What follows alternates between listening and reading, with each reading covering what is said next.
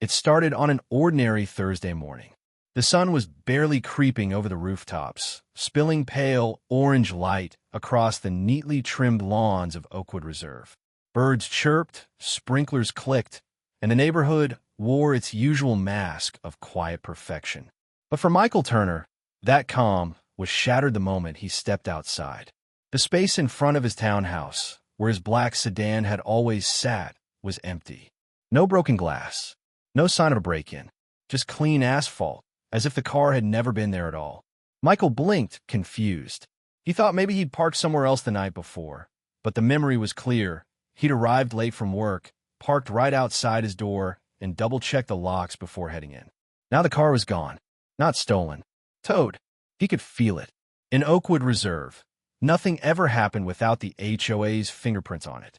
The HOA liked to call itself a community stewardship group, but to Michael and many of his neighbors, it felt more like a private police force.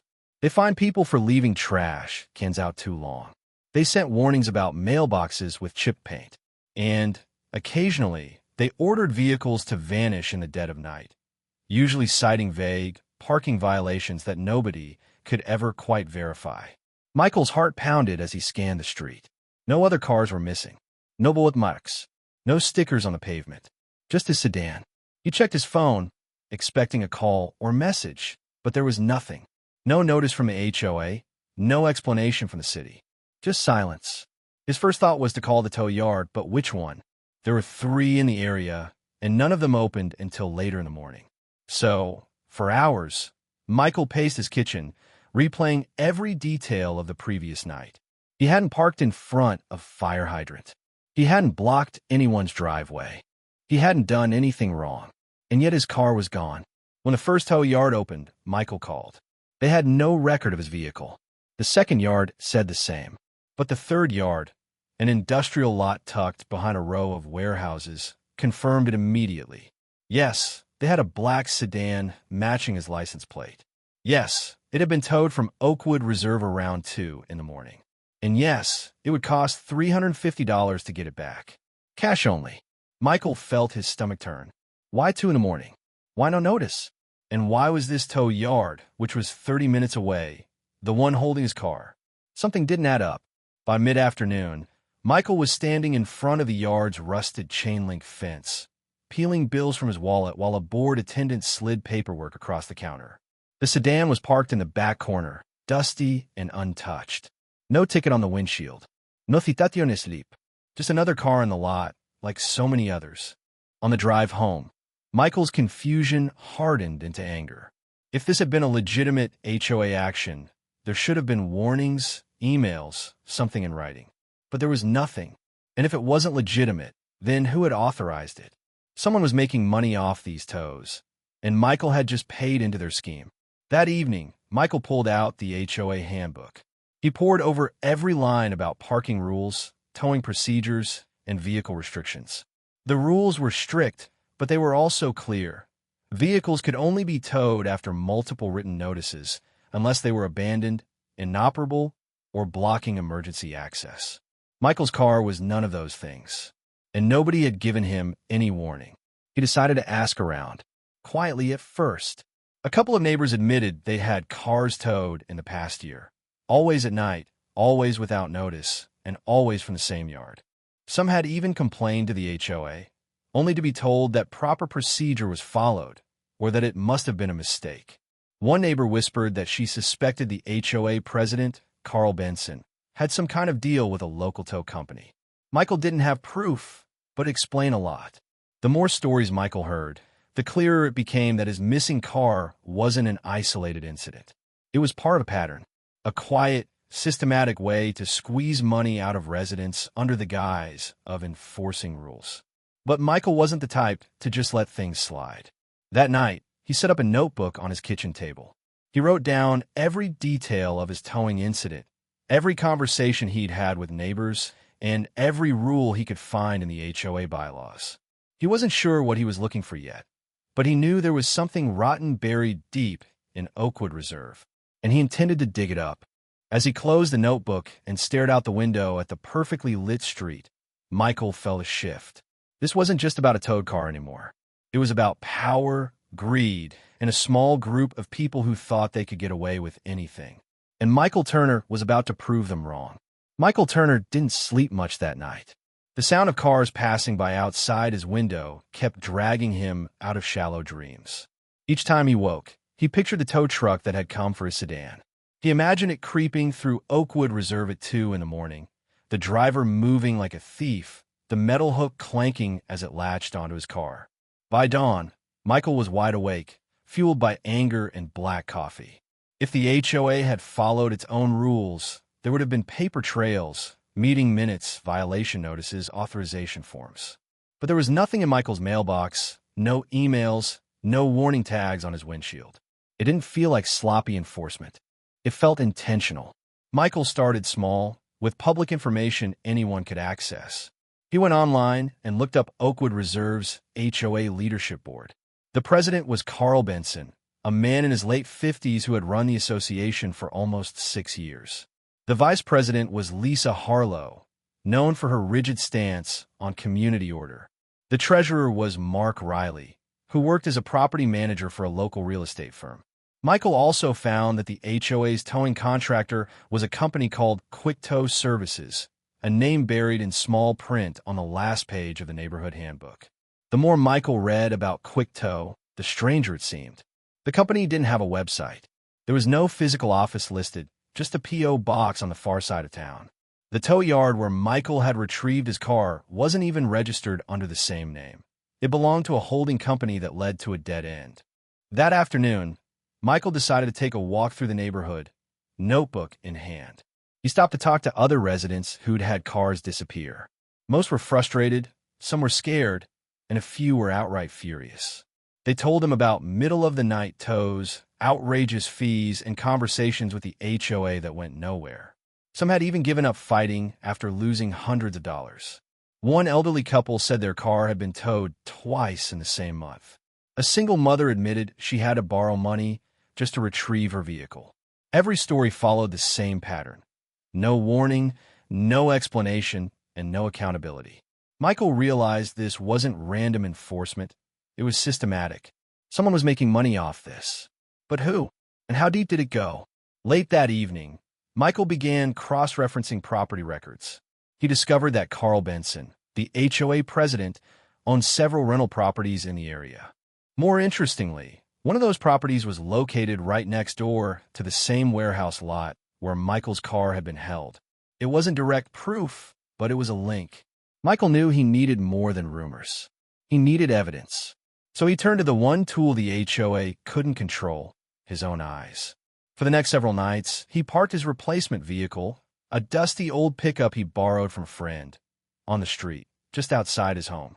Then he waited. The first night passed without incident. The second night was the same. But on the third night, just after 2 a.m., Michael saw movement at the far end of the block. Headlights switched off. A flatbed tow truck rolled slowly into the neighborhood. Michael's heart pounded as he crouched behind his living room window, notebook in hand. The truck pulled up to a neighbor's SUV, hooked it in less than 2 minutes, and drove off in silence.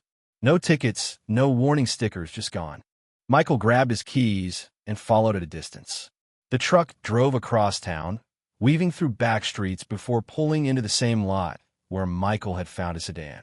The driver disappeared into a small side office that bore no signs, no logos. Michael stayed parked across the street, scribbling every detail: the truck's license plate, the time, even the driver's appearance. The next morning, Michael knocked on his neighbor's door. Sure enough, the SUV was missing, and they had no idea why. Michael kept his notes to himself, but felt his anger harden into determination. He now had a pattern, a time frame, and a location. All he needed was a paper trail linking the HOA to Quick Tow Services. He decided to attend the next HOA board meeting. The gatherings were usually dull affairs, budget updates, landscaping plans, routine complaints, but Michael planned to make his presence known. He wouldn't accuse anyone outright, not yet. He would listen, watch, and gather names. The meeting was scheduled for the following Tuesday night at the community center. Michael spent the days leading up to it compiling everything he had: photos, license plate numbers, testimonies from neighbors, and screenshots of property records. He even printed out the HOA towing guidelines and highlighted every rule that had been violated. By the time Tuesday rolled around, Michael was ready. He walked into the meeting with his notebook tucked under his arm, scanning the faces of the board members seated at the front. Carl Benson wore his usual smug smile. Lisa Harlow tapped her pen impatiently. Mark Riley stared down at his notes. To the casual observer, it was business as usual. But Michael could feel something else lurking under the surface, a quiet tension, as if the board knew trouble was coming.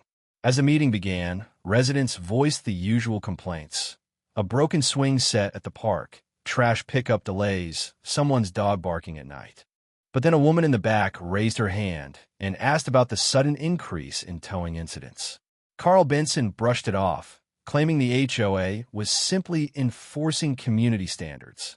His tone was dismissive, but Michael noticed something in his eyes, a flicker of discomfort, a tightening of his jaw. Michael didn't speak up yet.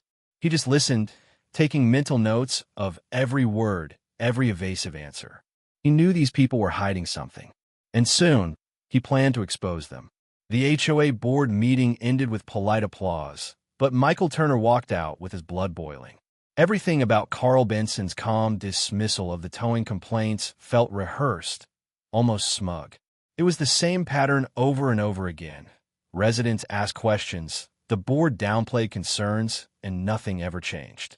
But this time, Michael had no intention of letting the matter drop. Over the next few days, he shifted from quiet observation to active investigation. He knew if he wanted to confront the HOA, he'd need more than just angry neighbors and late-night sightings of tow trucks. He needed proof, something undeniable, something that even Carl Benson couldn't explain away. Michael started by digging into public records again. He searched the county's contractor listings, business filings, and vehicle registrations.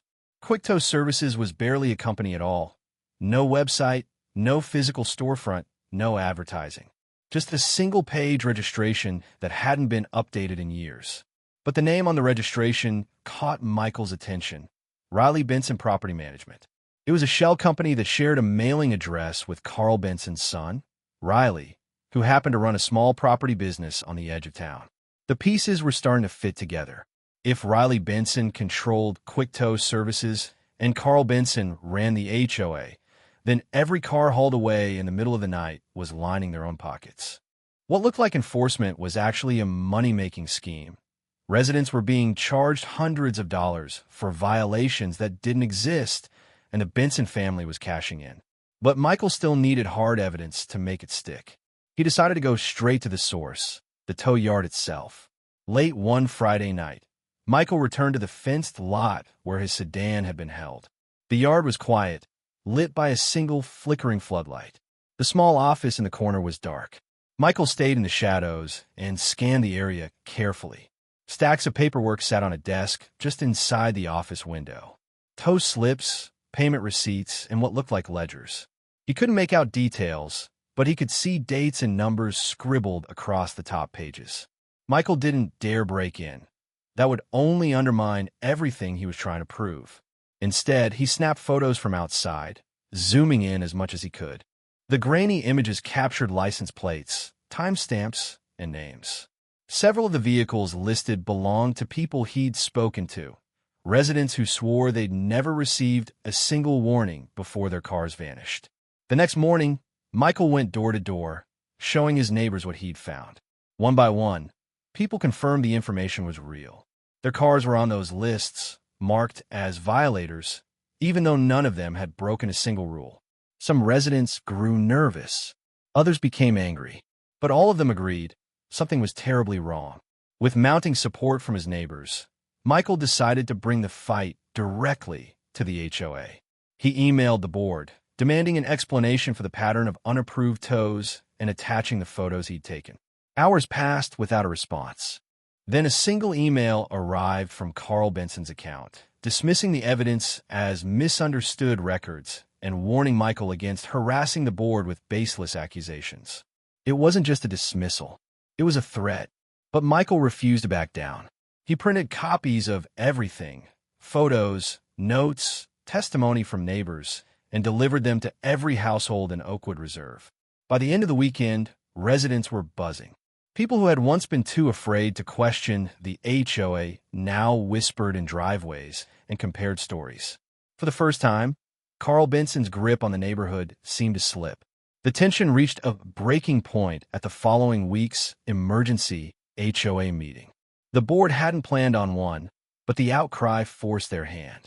The community center filled to capacity, residents standing shoulder to shoulder, clutching copies of Michael's evidence. Carl Benson tried to maintain control, opening the meeting with his usual calm tone, but it didn't last. As Michael stood and laid out everything he'd uncovered, the late-night tows, the fake violations, the shell company linked to Carl's son, the room erupted. Neighbors shouted over one another, demanding answers. Lisa Harlow tried to call for order, but her voice was drowned out by angry voices. Mark Riley sat stiff in his chair, avoiding eye contact with everyone. Carl Benson's composure began to crack. His dismissive smile vanished, replaced by a clenched jaw and narrowed eyes. He denied everything, of course. He called Michael a troublemaker. He accused him of falsifying records. But the harder Carl pushed back, the less the crowd believed him. Michael didn't have absolute proof yet. No signed contracts, no bank statements. But he had more than enough to turn the neighborhood against its own board. And he wasn't done. If the Benson family thought an angry email could scare him off, they were about to learn just how wrong they were. That night, after the meeting ended in chaos, Michael sat in his pickup with his notebook open. He wasn't satisfied with shaking the HOA's foundation. He wanted to bring the entire corrupt scheme crashing down. But to do that, he needed to go further. He'd need documents, records, and maybe even a whistleblower from inside the operation. The problem was someone inside the HOA had clearly caught on. As Michael drove home, he noticed a dark SUV trailing him for several blocks before turning off suddenly. His phone buzzed with an anonymous text. "Stop digging or you'll regret it." The fight had just escalated. Michael knew he was closer to the truth than ever. But if the HOA was willing to intimidate him, it meant they had even more to hide than he'd guessed. And now it wasn't just about his car anymore. It was about exposing the entire racket and keeping himself one step ahead of the people who would do anything to protect their secret. The anonymous text warning Michael to stop digging only fueled his determination. Fear tried to creep in, but anger pushed it back. If the HOA was resorting to intimidation, it meant his investigation was hitting nerves in exactly the right places. Someone in Oakwood Reserve had something to lose, maybe a lot to lose. Michael spent the next week poring through every financial record he could legally access. Most HOA filings were public documents, but they were buried under layers of generic language. Budgets were written to be bland, with expenses grouped into vague categories like contractor services and maintenance. But Michael noticed something odd. The line item for vehicle compliance enforcement had tripled over the past 2 years, even though no new security measures or patrols had been announced to residents. That money had to be going somewhere. Michael cross-referenced the HOA's filings with county business records, following every mention of quick-tow services. The name led back, again and again, to Riley Benson's holding company. But this time Michael dug deeper. He discovered that payments from the HOA to quick-tow didn't stop at service fees. They funneled through a separate bank account tied to an address registered to Carl Benson himself. The picture was getting clearer. The HOA president was signing off on towing contracts with a company owned by his own son. Every vehicle hauled away at night, every fine paid to retrieve a car, ultimately benefited the Benson family directly. Michael printed copies of every record he found and organized them into a neat, damning folder. But he knew paper alone wouldn't be enough to bring this to light. If he really wanted to expose the scheme, he needed to show how it worked in real time. He decided to set a trap. Using his old pickup truck as bait, Michael parked overnight in a visitor space near his home. The spot wasn't against any rules, but it was in full view of the main street where the tow trucks always prowled. Then he waited. For 2 nights, nothing happened. On the 3rd night, right after 2 a.m., the same unmarked flatbed truck rolled in, its headlights off. Michael stayed hidden in the shadows, camera ready. He captured everything. The truck driver inspected his pickup for barely 30 seconds, then hooked it without hesitation. No warning tag, no photos, no paperwork, just a quick, silent haul into the night. Michael followed in his neighbor's car, filming the entire route to the same fenced yard he'd visited before. He even caught the driver walking into the office and exchanging envelopes with another man who matched Riley Benson's description. By dawn, Michael had more than enough to blow the story wide open. He uploaded the footage to an encrypted drive and made multiple backups. But the closer he got to the truth, the more dangerous it felt. That morning, Michael noticed something strange. A black SUV idled across the street while he loaded his groceries into his house. It lingered for 10 minutes before driving off. Later that day, a letter with no return address appeared in his mailbox. Inside was a single sheet of paper, last warning. Walk away. Michael didn't walk away. He walked straight to his closest allies in the neighborhood. Several residents who had already been burned by the HOA agreed to stand with him. They pooled their evidence, their stories, and their outrage into one unstoppable force. Together, they planned a neighborhood meeting, not an official HOA board meeting controlled by Carl Benson, but a private gathering in the community park. Flyers went door to door. Email spread. By the end of the week, nearly every homeowner in Oakwood Reserve knew that something big was about to be revealed. The night of the meeting, the park overflowed. People came with lawn chairs, phone cameras, and anger in their eyes. Michael stood in the center, holding his folder of documents and his laptop with the footage queued up. He laid it all out, step by step. The shell company, the phony violations, the nighttime tows, the cash payments, the video of Riley Benson accepting envelopes in the tow yard office. When Michael played the footage, the crowd erupted. The scheme wasn't speculation anymore. It was fact caught on camera. Whispers turned into shouts. People demanded answers. Others demanded Benson's resignation on the spot. The HOA board hadn't been invited, but a few members showed up anyway, trying to downplay the accusations. They claimed the video was misleading. They insisted the financial records were taken out of context, but nobody was buying it anymore. Carl Benson himself arrived near the end of the meeting, flanked by two men Michael didn't recognize. He tried to seize control, raising his voice over the angry residents, but the damage was done. His carefully crafted image of authority and community stewardship was crumbling in real time. Michael knew Benson wouldn't give up easily. People like him never did. The man had power, connections, and a lot to lose. If cornered, he'd fight dirty. And judging by the dark SUV parked at the edge of the park that night, watching everything unfold, he already was. As the meeting broke up, neighbors vowed to vote for a recall election to remove Benson and his allies from the board. Michael headed home, feeling a mix of relief and unease. He'd exposed the truth, yes, but the HOA president wasn't finished yet. Later that night, while Michael reviewed his footage one last time, the power in his house suddenly went out. The street outside went dark, too, except for the faint glow of headlights idling at the end of his driveway. Michael gripped his phone tightly and backed away from the window. The fight to save his neighborhood wasn't over. It was only just beginning. The night Michael's power went out marked a turning point. Until then, his investigation had been about uncovering corruption. Now it was about survival. The dark SUV parked at the end of his driveway lingered long enough to send a message, then vanished without a sound. When the power returned hours later, Michael knew it wasn't a coincidence. Someone was testing how far they could push him. The next morning, Michael found a note taped to his front door. The handwriting was rushed, almost jagged. It said simply, "Stop now, or next time won't be a warning." There was no signature, no clue who had left it. But Michael didn't need one. Only one person in Oakwood Reserve had a reason to send threats that blunt: Carl Benson. Michael reported the incident to the police, but without hard evidence of who was behind it, they couldn't do much.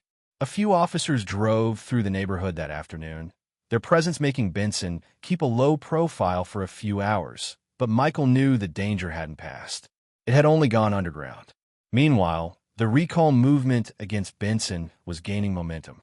Residents who had once been too intimidated to speak were now lining up to sign petitions and volunteer. Flyers calling for a vote to remove the entire board appeared on doorsteps overnight. Social media groups lit up with stories from neighbors who'd been targeted by the HOA's shady towing practices. But Benson wasn't going down without a fight. He switched tactics from quiet intimidation to open retaliation. Within days, Michael received 3 separate violation notices in the mail. The first claimed his lawn was overgrown, even though he'd mowed it that morning. The second accused him of storing unauthorized vehicles on his property, referencing his borrowed pickup truck. The third threatened fines for unapproved exterior modifications, pointing to a new mailbox Michael had installed years ago with full approval. It was obvious what was happening. Benson was using the HOA's power to make Michael's life miserable. Other residents who supported the recall started receiving similar notices. A single mother who had spoken up about her car being towed woke to find her trash cans overturned and spray paint on her garage door. An elderly couple who signed a petition received a warning letter about illegal street parking despite not owning a car. The intimidation campaign backfired. Instead of silencing people, it enraged them. Michael documented everything, every letter, every threat, every petty violation. He even installed cameras around his home to catch whoever was lurking outside at night. One evening, those cameras paid off. Just after midnight, Michael reviewed footage showing a figure sneaking up to his driveway. The man looked around nervously, then slipped a folded piece of paper under his windshield wiper before hurrying away. The footage was grainy, but Michael recognized the build and gait. It was Riley Benson. The note was another warning, this one far more personal. This will ruin you if you don't back off. We know where you work. Michael realized that Benson's scheme wasn't just about towing fees. There had to be bigger money involved, kickbacks, maybe even fraud tied to HOA funds. Why else would Benson risk so much to stay in power? Determined to find out, Michael returned to his paper trail. He dug deeper into the HOA's financial records, cross-checking them with county tax filings. What he found confirmed his suspicion. Tens of thousands of dollars in contractor payments were missing or misclassified.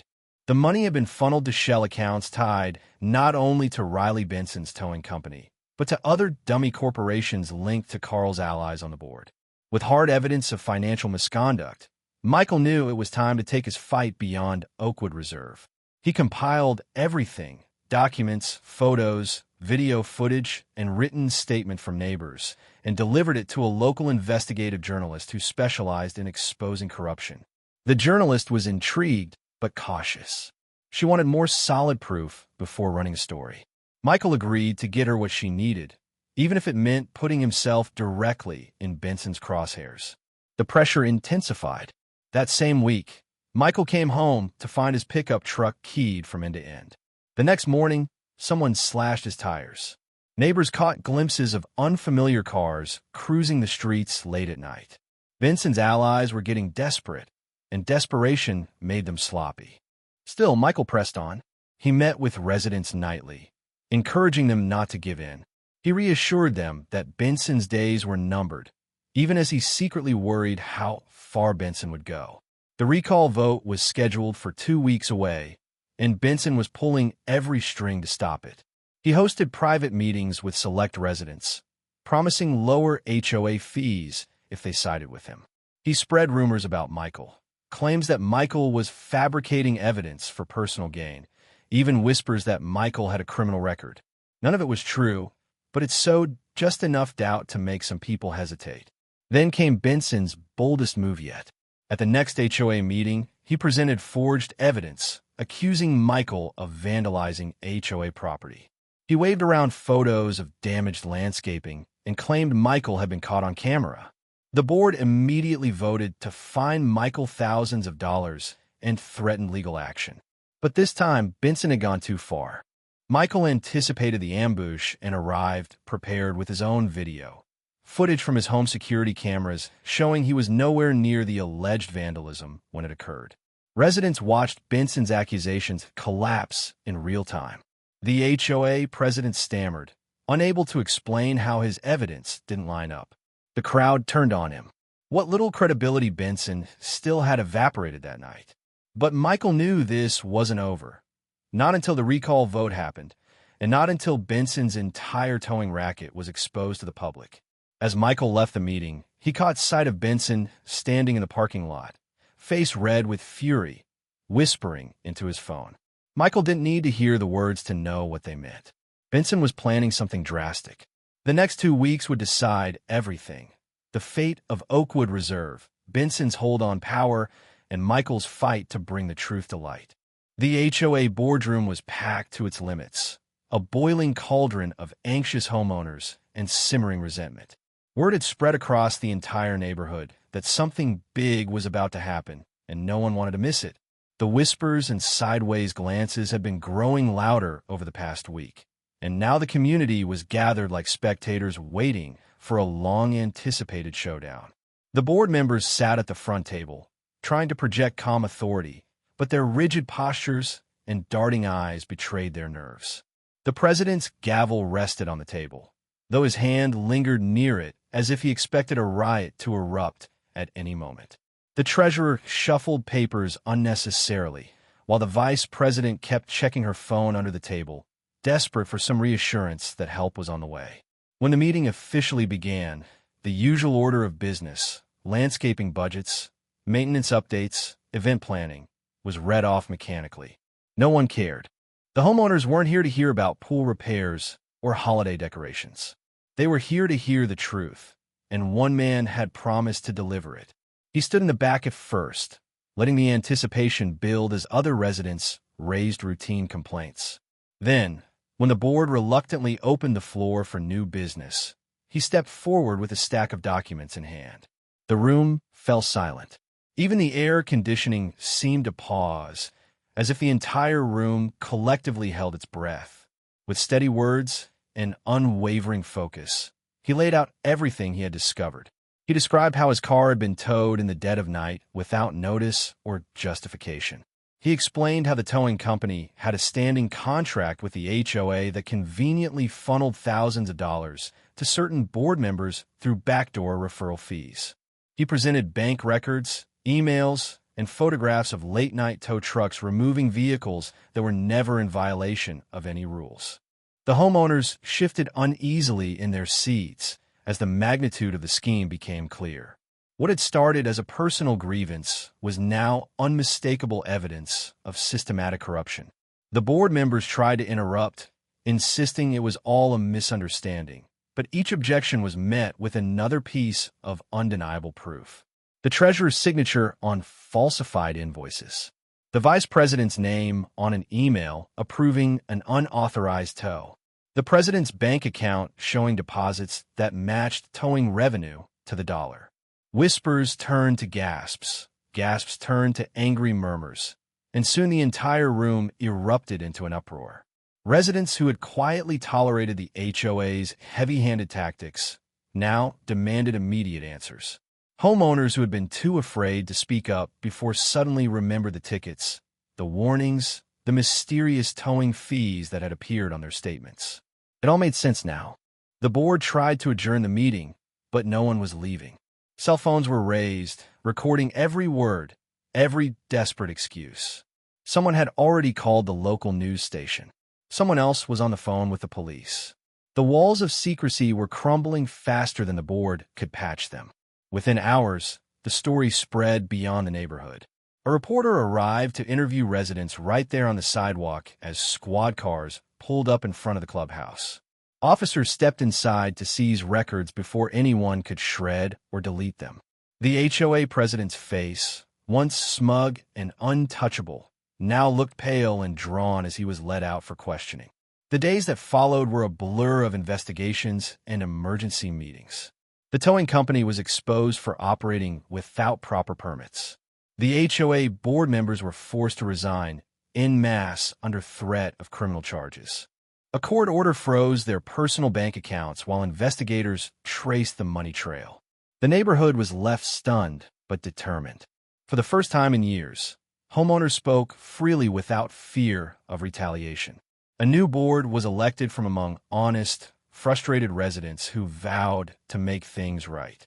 The corrupt towing contract was canceled, the stolen funds were recovered, and new bylaws were written to ensure transparency. As for the man who started it all, he didn't gloat or celebrate. He simply parked his car in his driveway, this time without worry that it would mysteriously disappear. Neighbors stopped to thank him, shaking his hand, patting him on the back, telling him that his persistence had given them all a voice. What began as a single missing car had uncovered a scandal that affected everyone. And in exposing the truth, he had proven that even an ordinary resident could hold those in power accountable. The community learned that fear and silence only fed corruption, but one determined person could break that cycle for good. The HOA clubhouse, once a place of dread, became a symbol of change. Meetings were now open and transparent, with every decision documented and shared. No more whispered threats, no more shady deals, just neighbors working together, as it should have been all along. And though the scars of betrayal would take time to heal, the neighborhood had been given something far more valuable than money or control. They had been given their trust back, their unity restored, not by any board or committee, but by someone who refused to let injustice slide. The battle was over, and the victory belonged not just to him, but to everyone who lived behind those gates. The HOA had learned that no amount of power, no gavel or title, could protect them from the truth once it finally came to light. 1.